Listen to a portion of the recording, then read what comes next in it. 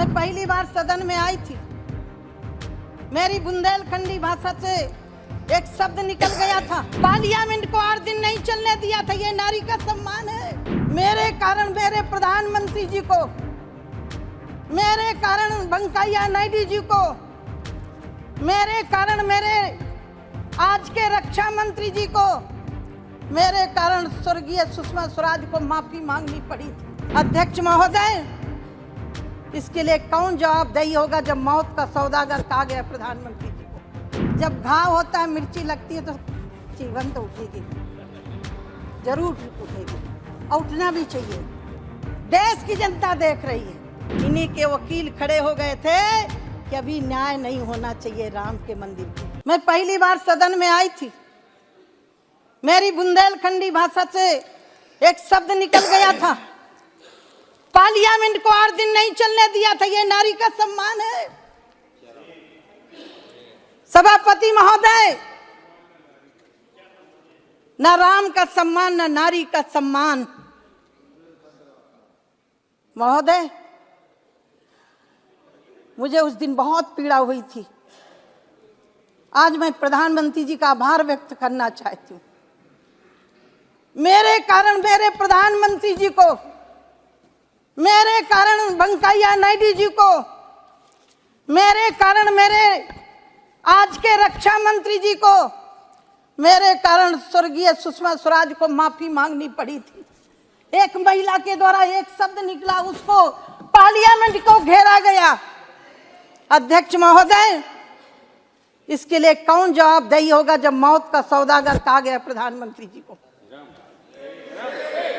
इसका जिम्मेदार कौन होगा अध्यक्ष महोदय, जब मेरे प्रधानमंत्री जी को जहर की पुड़िया कहा गया और ये कह दिया गया कि बाहर बोला गया शब्द है। माननीय अध्यक्ष महोदय, इनसे उम्मीद नहीं है। आप गौरव गोगोई जी सुन लीजिए, मैं सुनती रही हूँ। बैठिए बैठिए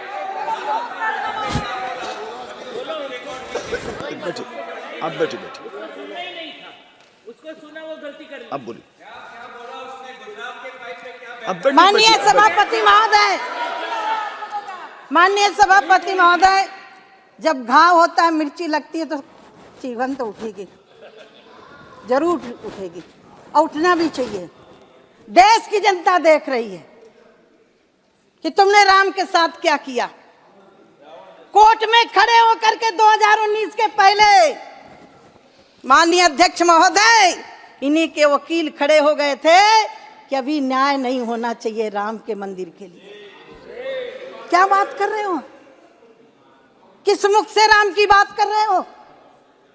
तुम्हारा अधिकार क्या है राम के विषय पर बात करने का? कोई अधिकार नहीं है। कोर्ट में खड़े होकर के मैं न्यायाधीशों का सम्मान करती हूँ और देश के यशस्वी प्रधानमंत्री जी का भी अभिनंदन करती हूँ और ये कहना चाहती हूँ, राम मिले केवट के विश्वासों पर, राम मिले प्रण के हेतु वनवासों में। ये मेरठ के कवि हरिओम पवार जी की पंक्ति। हाँ, मैं वही बोल रही हूँ। मैं खास तौर से मैं मेरठ से हूँ। बड़े राम, जी जी फिर से सुना देती हूँ। गौरव गोगोई ने भी उन्हीं पंक्तियों को, इसीलिए मैंने वो उद्धृत किया है। जी। मैं विशेष रूप से आभारी हूँ कि आपने मेरठ के महान कवि, राष्ट्रीय कवि हैं वो, उनका उल्लेख किया। राम मिले केवट के विश्वासों पर, राम मिले हैं प्रण के हेतु वनवासों में, राम मिले हैं हनुमान के क्या बात है सीने पर, राम मिले सबरी के जूठे बैरों पर। और आखिरी मैंने जोड़ा अध्यक्ष महोदय, राम मंदिर मिला है नरेंद्र मोदी के 56 इंच सीने। माननीय अध्यक्ष महोदय, राम का इतिहास यदि इन्होंने पढ़ा होता तो जो राम को नकार रहे उनको जवाब मिलना चाहिए था। रामायण फाड़ने वालों को जवाब मिलना चाहिए था, लेकिन नहीं दे सकते। अब कहते हैं, हमारे यहाँ कहावत है, यदि छछूंदर सांप निगल लेता है तो ना उगलते बनता है और ना ही निगलते बनता है। वह स्थिति है इनकी। मैं अध्यक्ष महोदय कहना चाहती हूँ, रामचरितमानस पढ़ते तो राम तुम्हें भी बनना होगा। चलो राम के पद चिन्हों पर अब इतिहास। अध्यक्ष महोदय, जब गरीबों की बात कर रहे थे, मैं तो आज अपने विषय पर सीमित रहने वाली थी, लेकिन इन्होंने छेड़ दिया, और जो छेड़ोगे तो हम छोड़ेंगे भी नहीं। अध्यक्ष महोदय, कल मैंने उस हाउस में जवाब दिया है। अध्यक्ष महोदय, यदि इन्होंने गरीबी दूर की होती तो आज 4 करोड़ लोगों को घर देने की हमें जरूरत नहीं पड़ती। वो कौन है? वही है सवरी के लोग, वही है निषाद के लोग, वही है जटाई के लोग, वही है रीछों के लोग, जिनको समाज में मर्यादा पुरुषोत्तम भगवान के पद चिन्हों पर चलने वाले युग पुरुष नरेंद्र मोदी जी ने दिया। माननीय अध्यक्ष महोदय, ये कह रहे हैं गरीबी दूर हो गई। मुझे बड़ा आश्चर्य होता है, गरीबी दी किसने? अध्यक्ष महोदय, आज मैं थोड़ा अपने बचपन की बात जरूर बताना चाहूंगी। जब इन्होंने कहा मैं तो राम जन्मभूमि तक सीमित थी, मुझे आगे नहीं बढ़ना था। सन 82 में मैंने घर छोड़ दिया था। मेरे पिता दूसरों की ईंटें पात के अपने हम लोगों को पालन करते थे।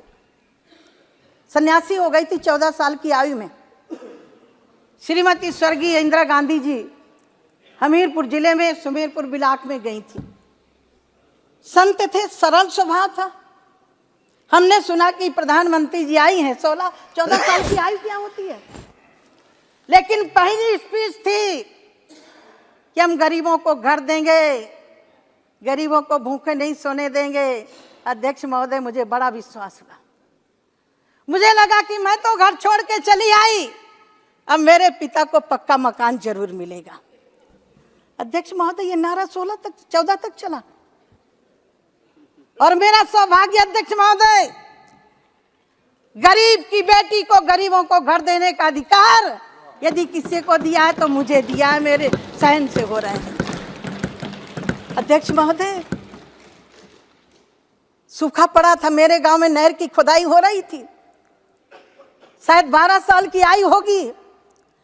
काम के बदले अनाज की घोषणा की गई थी। मैं भी जाती थी इतनी मिट्टी उठा करके, ज्यादा अनाज मिले।